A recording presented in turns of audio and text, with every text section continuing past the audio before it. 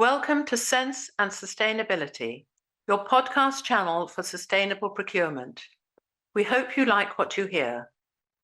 Please go to www.iso2400.org for more information and free resources such as articles, case studies, videos, a self-assessment against the standard, and much, much more. Hello, I'm Sean McCarthy, Director of Action Sustainability Community Interest Company, and I'm delighted to introduce you to a podcast that I actually recorded on LinkedIn a little while ago with Manta Ray EV. They're a company that have a really innovative and exciting software solution for those people that drive electric vehicles. And I've been reflecting on the last 4.5 years as an electric vehicle owner and some of the trials and tribulations that we have when we try to use public charging systems. There was also a really interesting intervention from a lady from the Netherlands that was actually describing the systems there, the public charging systems there, that actually work really well and seem to be a lot better than we have in the UK. Anyway, I do hope you enjoy this podcast. It's all about electric vehicles, which are the future. Thank you. Welcome, everybody, to our LinkedIn audio event. Thanks a million for joining us. Sean, welcome. I think you know Sham a little bit. Meet Sham. And Hello, Sham. Hi, Sean. Nice to meet you.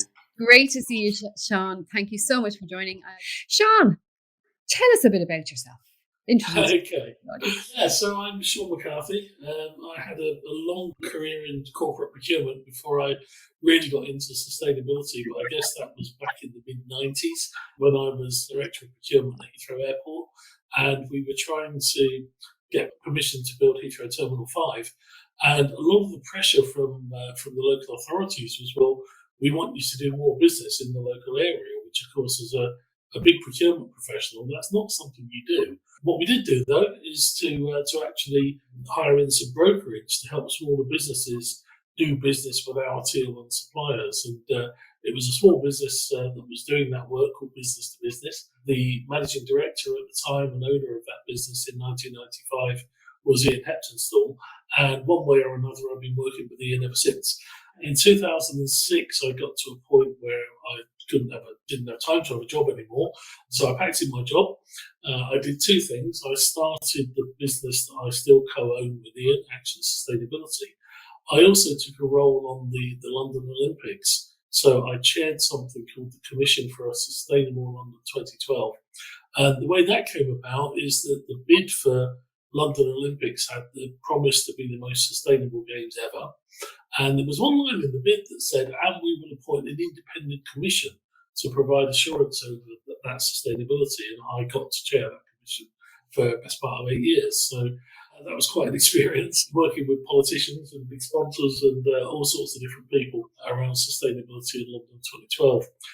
What my business does now, Action Sustainability, I started it as a social enterprise, and we still have that social enterprise element to our business. And the way that we fund that is we donate 2.5% of the revenue of our trading business into the social enterprise, Action Sustainability Community Interest Company. We've done loads of things around sustainable procurement. That's our thing, building the body of knowledge around sustainable procurement. But in 2013, I led the UK delegation in developing ISO 2400, which is the global standard for sustainable procurement. And at the end of that 4-year process, to actually share knowledge and get word out there about the standard.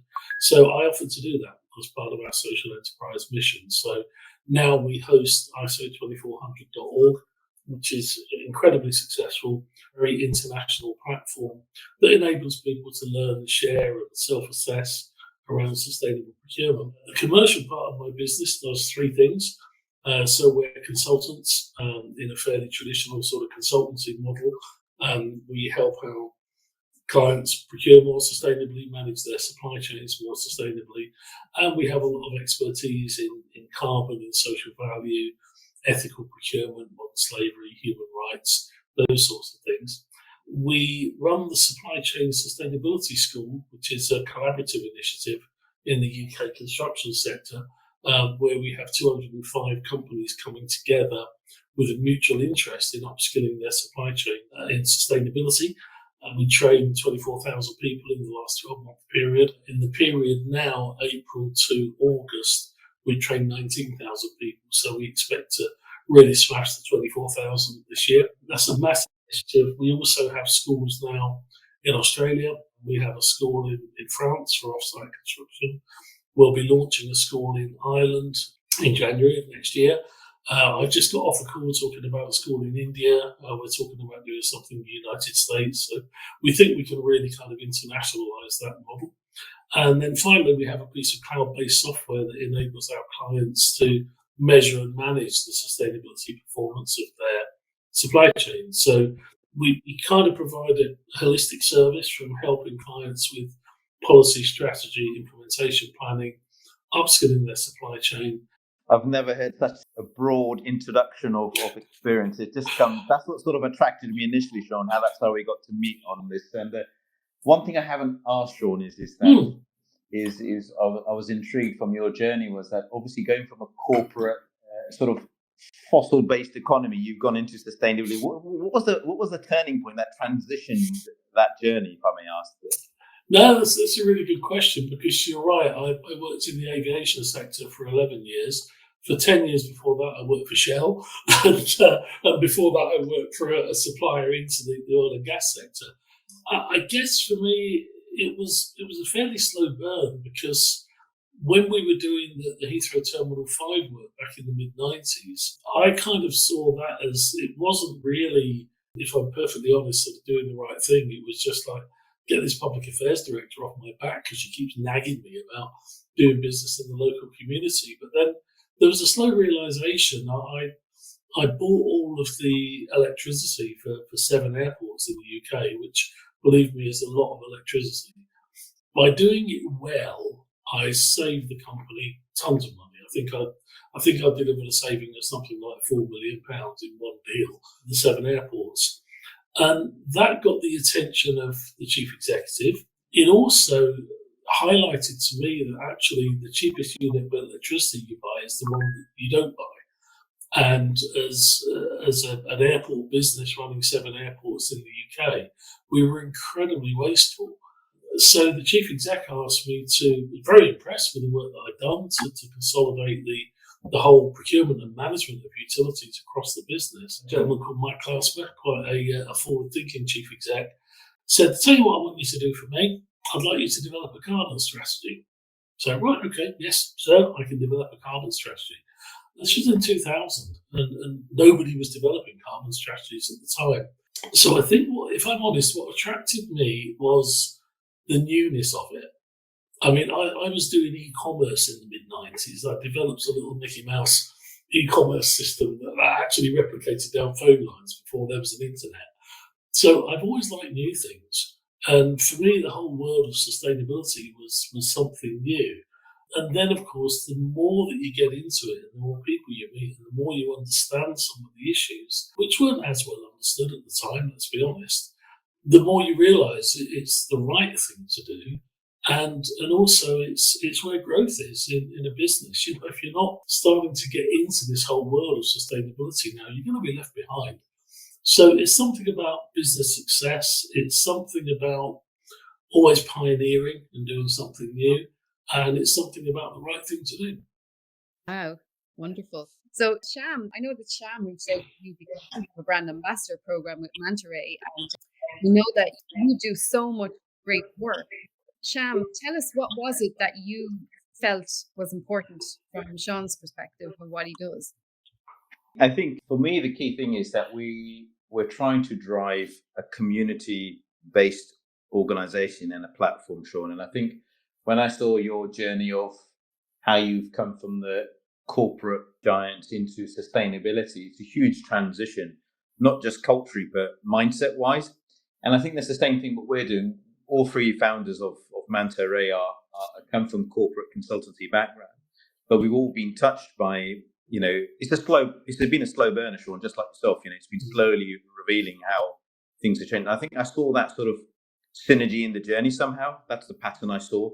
And I think that's what drew for me to sort of reach out to Sean, and Sean very quietly nicely gave me his time. And I think that's the key thing is the community aspect is key for us, really. And just like today, it's a small community of discussions we're having, but it's how we make people feel around the community safe, secure way of using the platform for the longevity and for future generations, really. So I think that's what really drew me, Sam, towards talking to Sean. I don't know if Sean, that was what I thought. That's what I sensed. I hope that's the same thing that you felt as well when we reached out.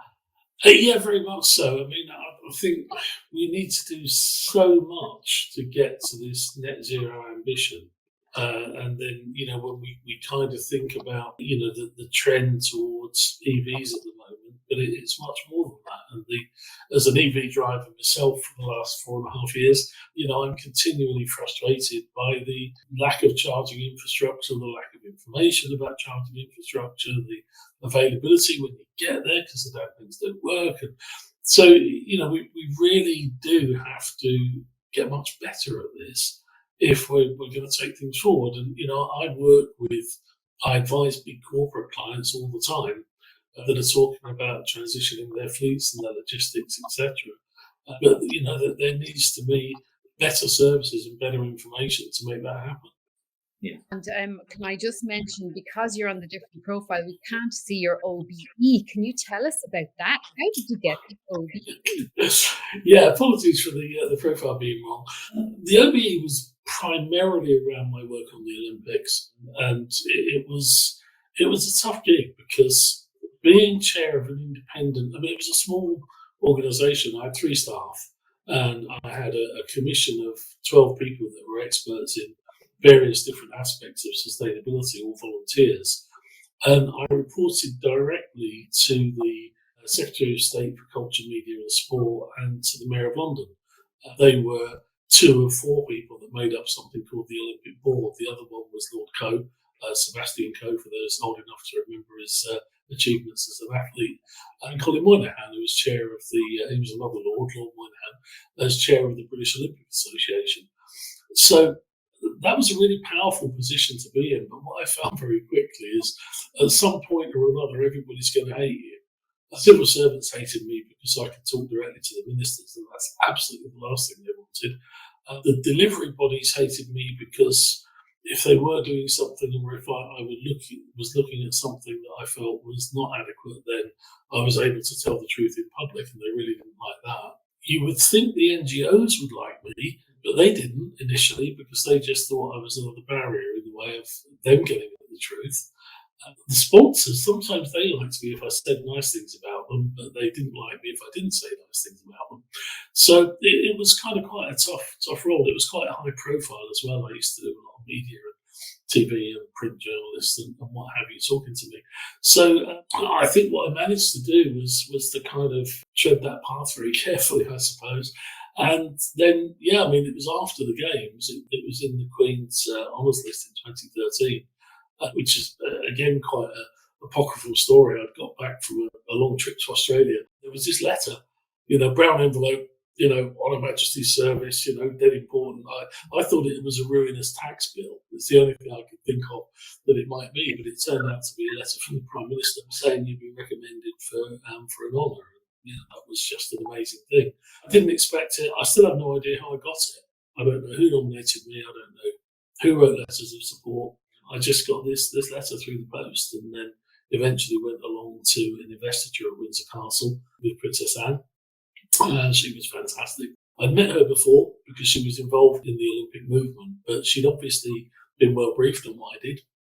And it's just been the most surprising thing. I really didn't expect it to happen.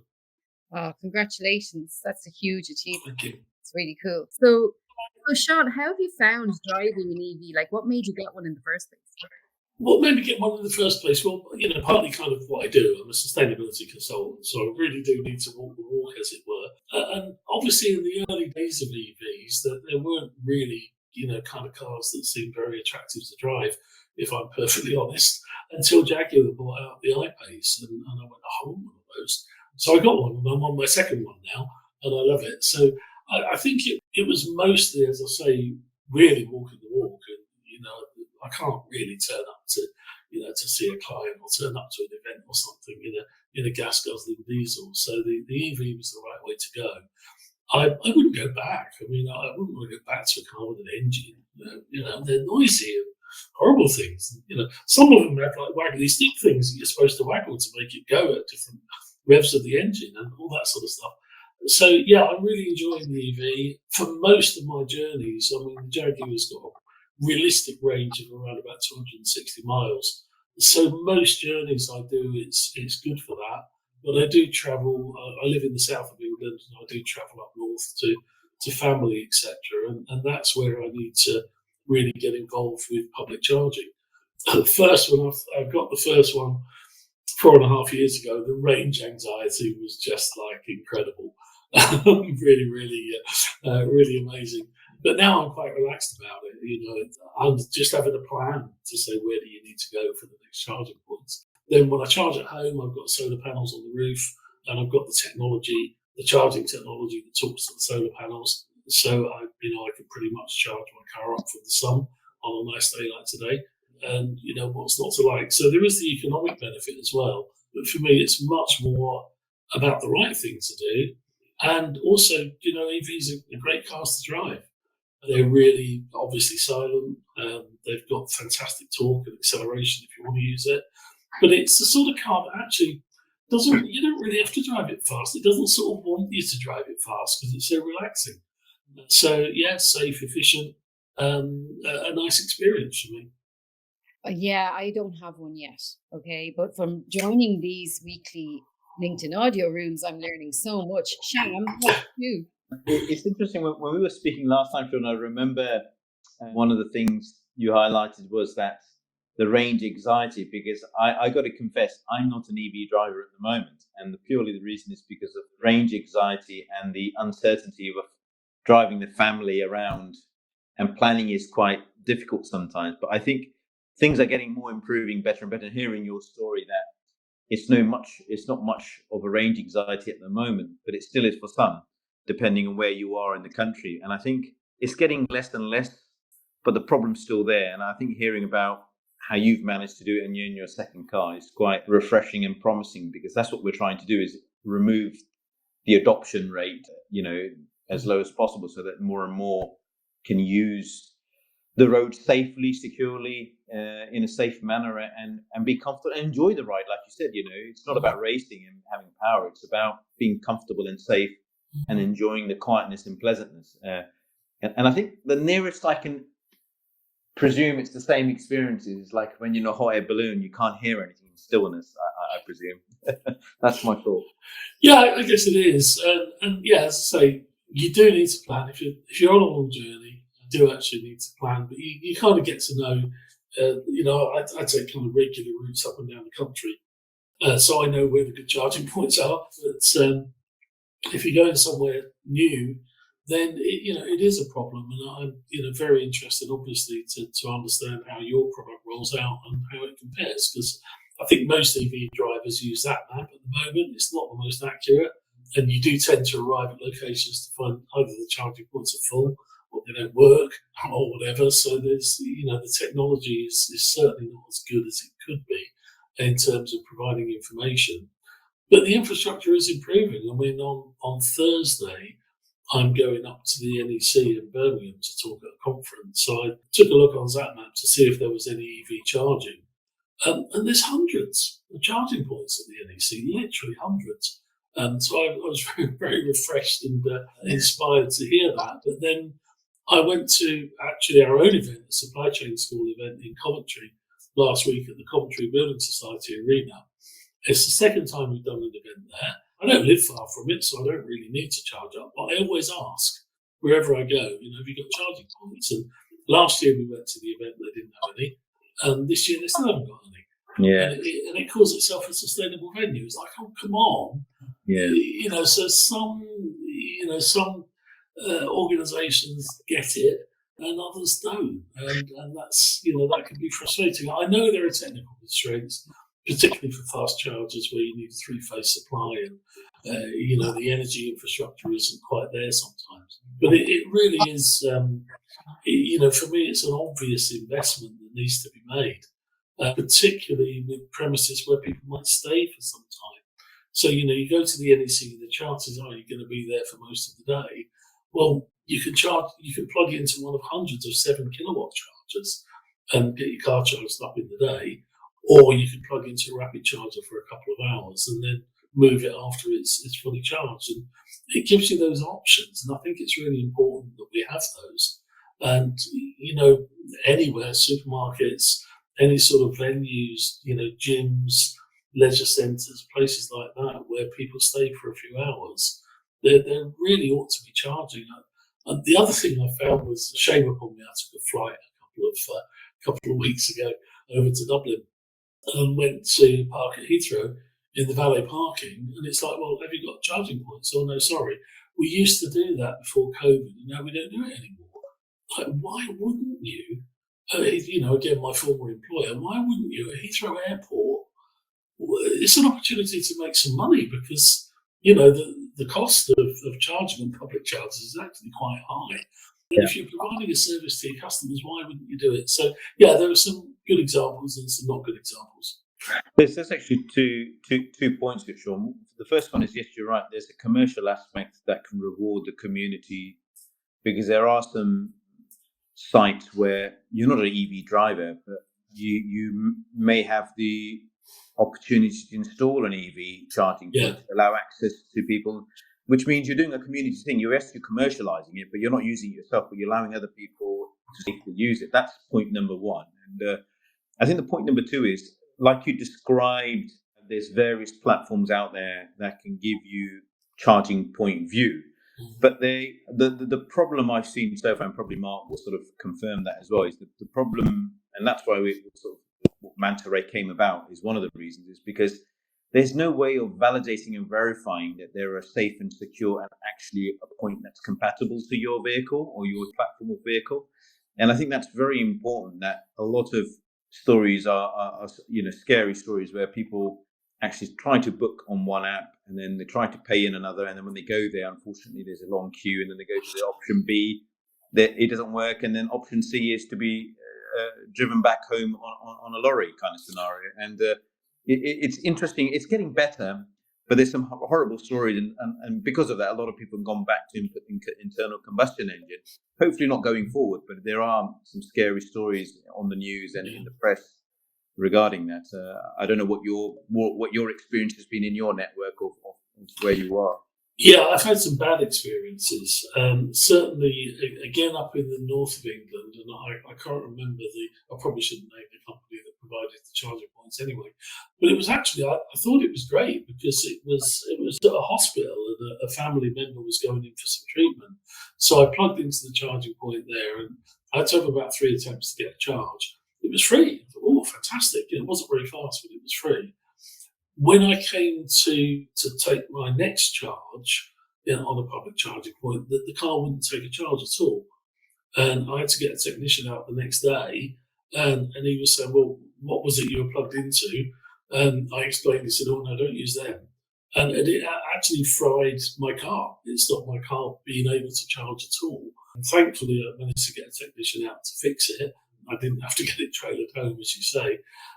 And also, I'd have to say again, another of my former employers, Shell, my car just doesn't seem to work with charging points at Shell garages.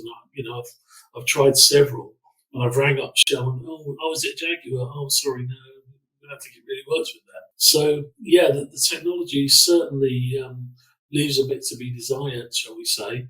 And I have experienced some relatively serious problems with getting a public charge. So compatibility between charging point and car is still an issue. You kind of think it shouldn't be, but it is. But then I guess it's a fairly immature industry. So being able to have really better information about really what's out there, and also the capacity of these charging points get advertised. Oh, it's 350 kilowatt. You plug it in and you're pulling about 40. So there seems to be a lot of misinformation out there as well. And anything that helps us to be able to navigate around that, I think, is really beneficial. I'm actually just Anita in the audience. She has an EV. Anita, do click raise your hand if you'd like to come up. There she is. She's in the Netherlands. So I think it might be interesting to hear what it's like. Oh, yeah. Yeah. Mark has joined us on stage, by the way. Mark is... Yeah, well, nice to meet you, Sean. I was going to say, one of the things that you mentioned earlier is that you plan your journeys. And I think, one of the things that Manta Ray EV wants to do is to bring some of the 500,000 private chargers that sit at people's houses and businesses available to people, so that, because the reality is that I think a lot of the EV drivers today, it's getting better, are what I would call EV enthusiasts, and they have the propensity to plan things out and be a little bit nerdy about it. But the reality is to get mass adoption, to get everybody to drive one, it needs to be so easy that it doesn't need to be planned out. It can be a little bit more ad hoc, because there are plenty of people that are not as organized as you that still potentially want to drive an EV. And many of them do want to drive it, because the reality is the investment from the car manufacturers are going into those cars, not into the combustible range. Yeah, regardless of what the government say, the investment is there. No, I think it's a great idea. I really do. And I mean, a couple of quite interesting examples. I live out in a tiny village in Northamptonshire now, and obviously I've got a charging point in my driveway. But I used to live in Maidenhead in Berkshire, and I had a charging point there. There was space for 2 cars on my drive, and I only had one, and it was within walking distance of the station. So anybody that was looking to commute into London from that part of the world could have driven to my house, parked in my driveway, plugged their car in, and gone up to town for the day. I was also talking to a local garage proprietor in the next village where I live, and he was talking about putting a charging point in. He's got a 3-phase supply, so he could put a fast charging point in if he wanted to do so. But there wasn't any means for him to attract customers, and there's loads of space as well. So, but there wasn't really any means for him to attract customers. He wasn't on a road where people would frequently pass. So, I think what I like about what you guys are doing is you are really opening up a potential market and making it easy for people. I mean, and I know similar initiatives like Park on My Drive have gone on before, where people can make their driveways available, and for a small fee, people can park on them if that's convenient to do so.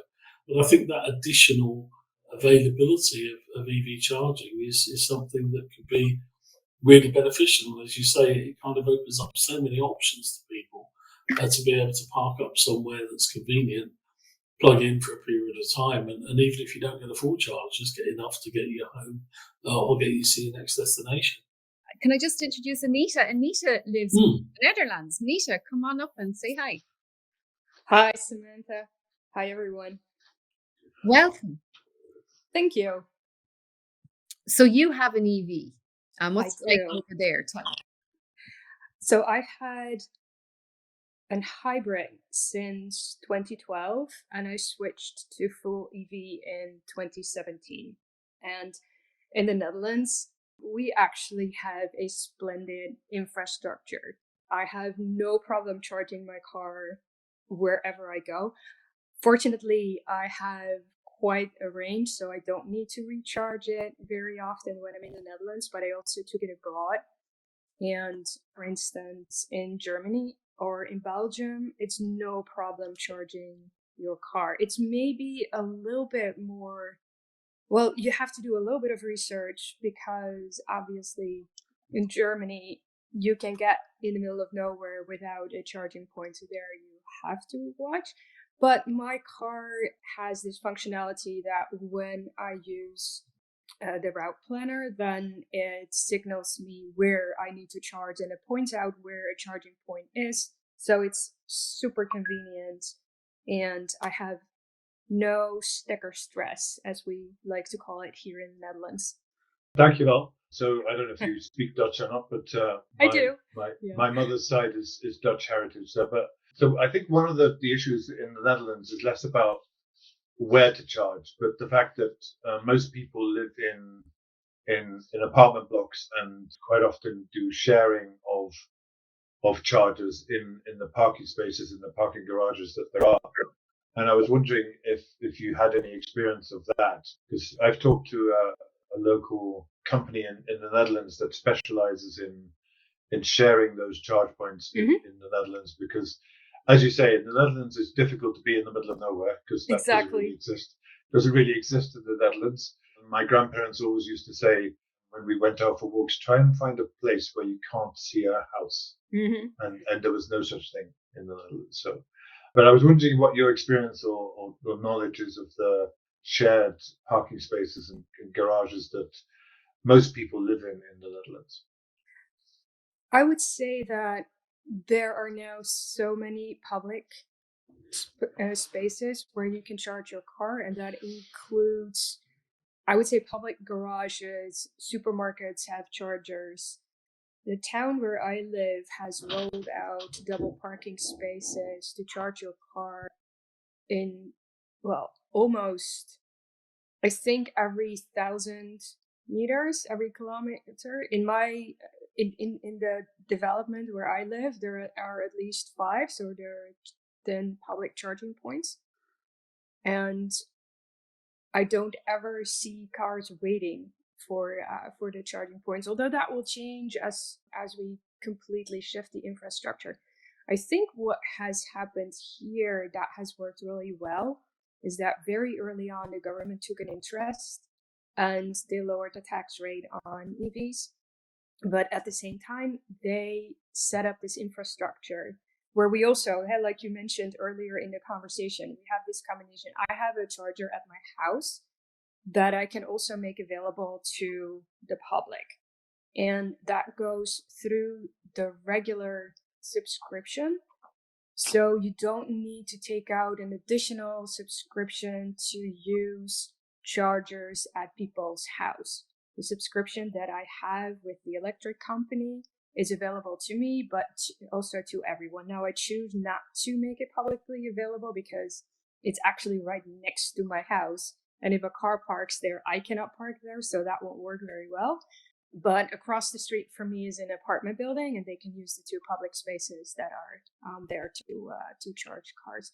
Now, I have to say that if you live in the middle of Amsterdam, it is probably a little bit difficult, or more difficult. Even though there are charging points, there aren't enough there to charge everyone's car, simply because it's such an old town and it's not easy to, for instance, rewire parking garages underneath existing structures.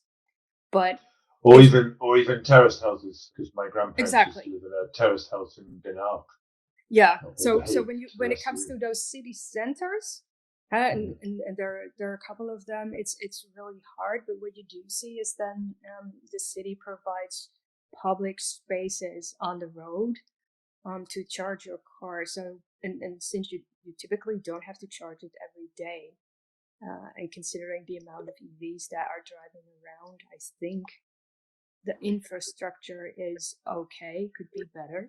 But as soon as you are out of the city center, there are so many places to charge your car, it is not a problem at all.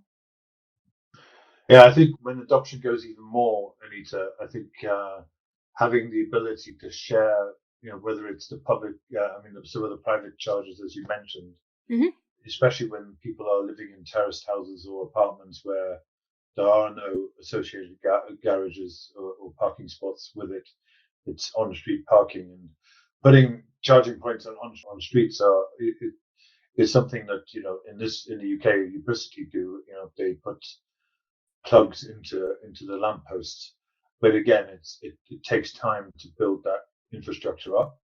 And one of the things that Manta-Ray actually does in terms of allowing people to share their private chargers is for people that do live in apartment blocks or terraced houses and don't have the ability like you to put a charge point by their driveway or their parking spot, but still have an EV. And ultimately, we need to get everybody driving an EV. But the goal is, because our mission is to reduce carbon emissions in the world, and for me or for Manta-Ray, that means getting more EVs on the road and getting more people to drive it. And as Sham mentioned earlier, getting people to know where public and private ones are, what the availability is, what the actual rating is that Sean says, it says 350, but it actually only pumps out 45. or 40. That's actually something you can work out with what's called car APIs. So every time a car plugs in with some technical magic, Anita, we can actually tell how much it's actually drawn from that charge point. And so that updates us, and we then keep a live real-time picture of, okay, this is actually 7 kilowatts, this is actually 30, even though it's advertised at 350. And we're looking to kind of simplify the whole experience. So when you arrive at a private charger, you're not trying to figure out what app and what card or RFID or whatever it is that you need to do to kind of stop the charging and end the charging. It makes it a lot more simpler. So simplifying it, making sure that people that do use it are trusted, they're known, is also part of what we're looking to create.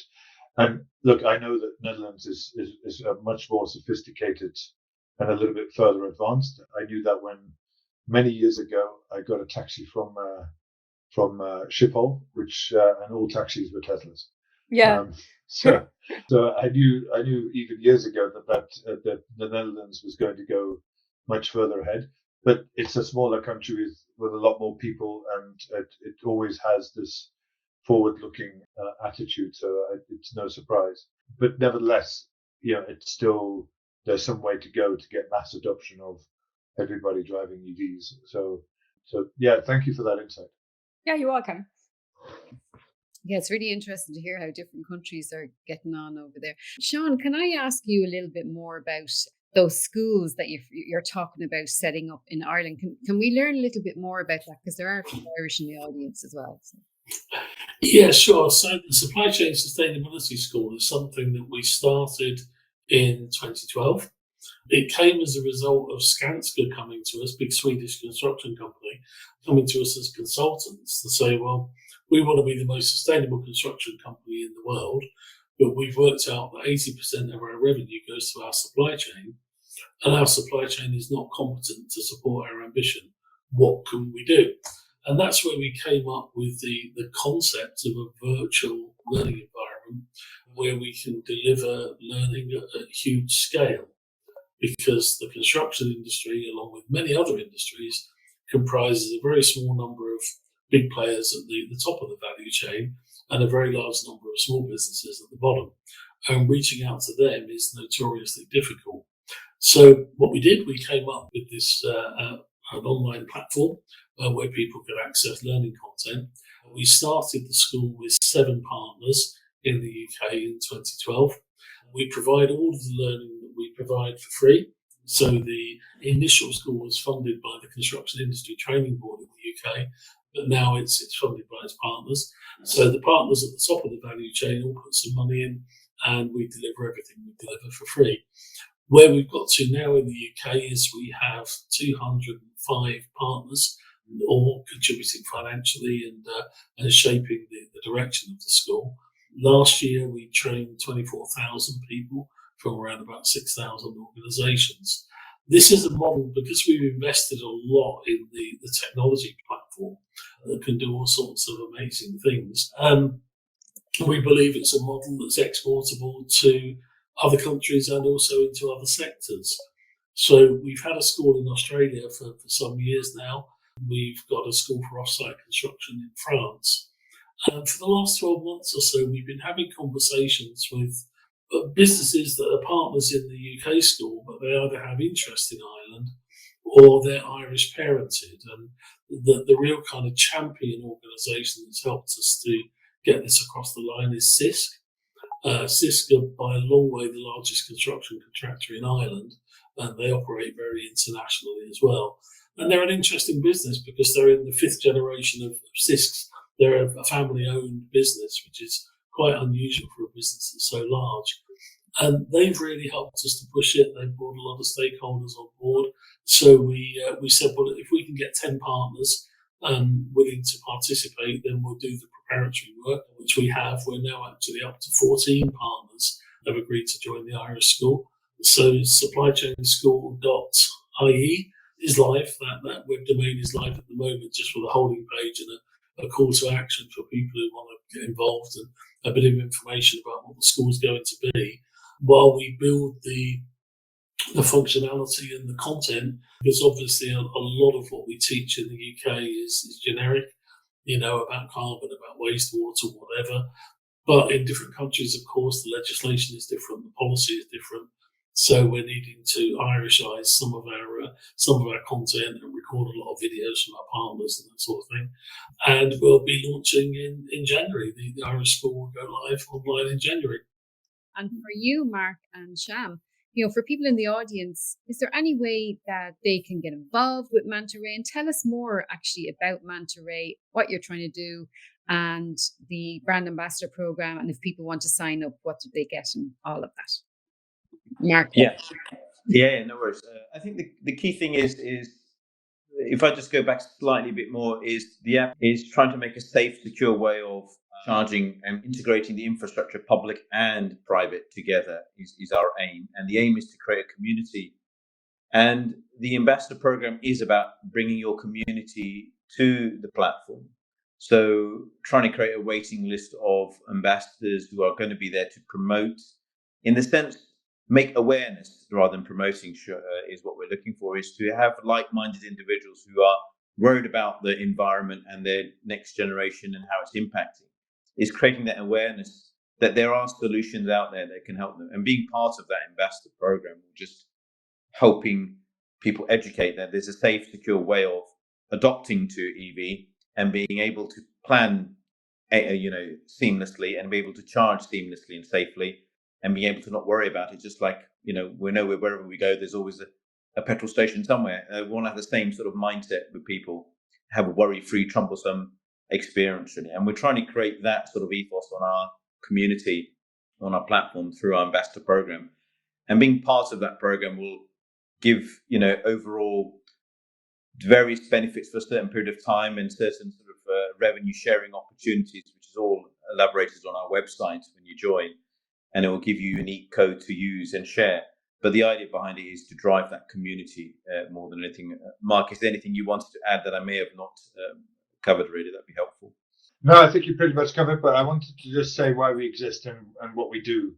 So very simply put, we exist because I saw coral reefs dying, and I put it down to global warming.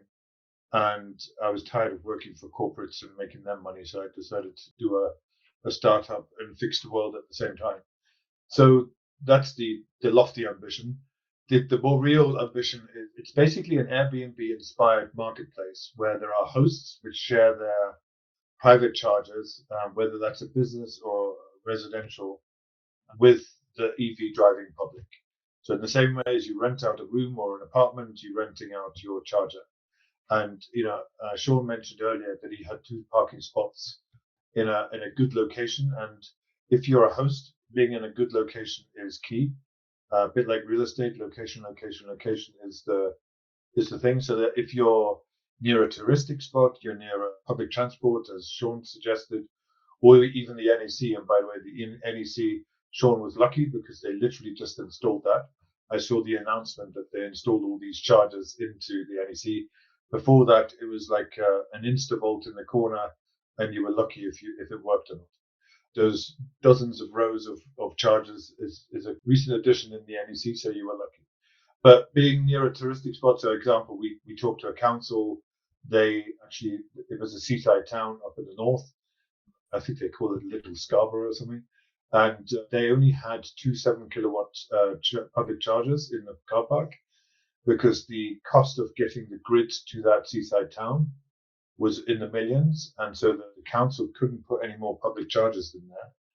And private residents and businesses that did have chargers there could easily share their chargers to make that town attractive for people with EVs to drive there and spend the day there. And as Sean mentioned, I'm actually speaking at, I forgot what the title of the conference is, Samantha, I'm sorry. So basically a hospitality and retail conference this week in Dublin on Thursday. And they have a whole panel based on talking about putting EV chargers in front of their businesses.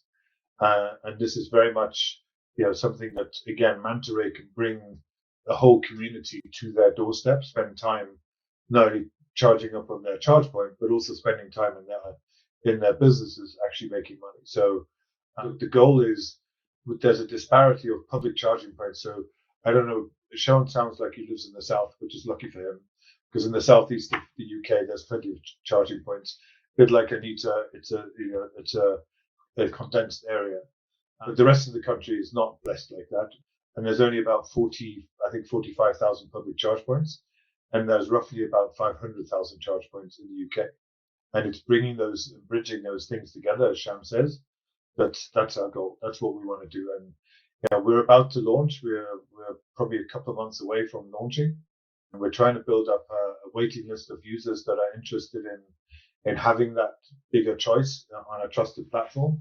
And obviously we're looking for influencers, ambassadors, as Sham says, to bring their following and their community to join with us to kind of create this Airbnb inspired marketplace. Brilliant. Yeah, I love this. And Mark, just the name of the conference. The name of the conference. The name of the company. I looked at all these other companies in this space, and it was Electro this and Charge this and Verse. It was all this reference to electricity in some shape or form. Yeah. Spark this and so on. Bearing in mind that my motivation behind this was scuba diving and seeing the reefs die.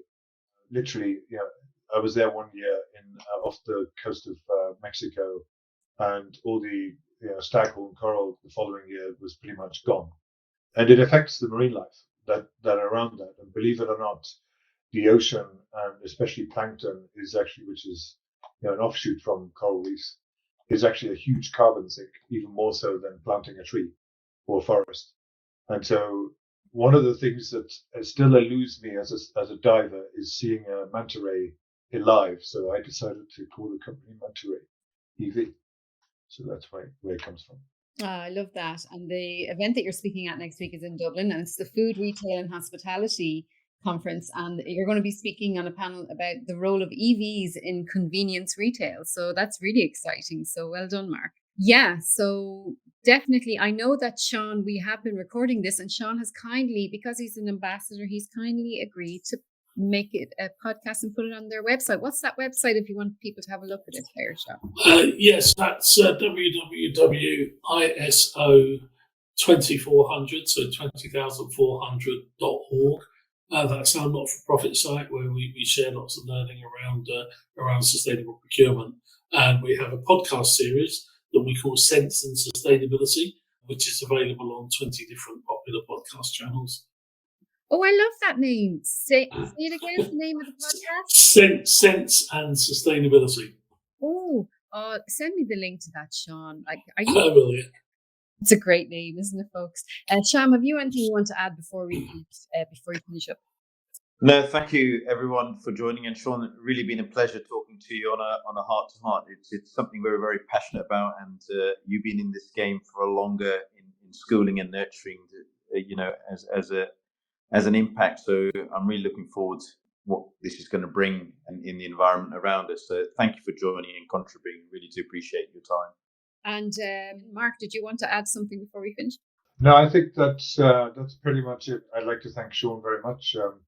I'm not sure I've met somebody with an OBE before, but maybe I have. I don't remember. So it was a pleasure. Thank you. Thanks very much, and thanks for inviting me. I've enjoyed it. Yeah, thanks a million, Sean. You're very good.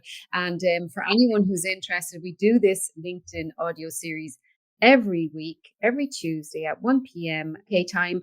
And if anyone is interested in Manta Ray, if you just go to the website, mantarayev.com, sign up to be on the wait list, sign up to hear what's next. I think this is going to be big. And if you want to be part of it, and you know anyone who might want to be an ambassador who has a charging point at their home, definitely they will be interested in this. So thank you so much, and have a great day, everybody, and enjoy the rest of your week. Thank you for listening to our podcast on sense and sustainability. Please listen out for more episodes. For more information, learning resources, tools, and much more on sustainable procurement, go to www.iso2400.org.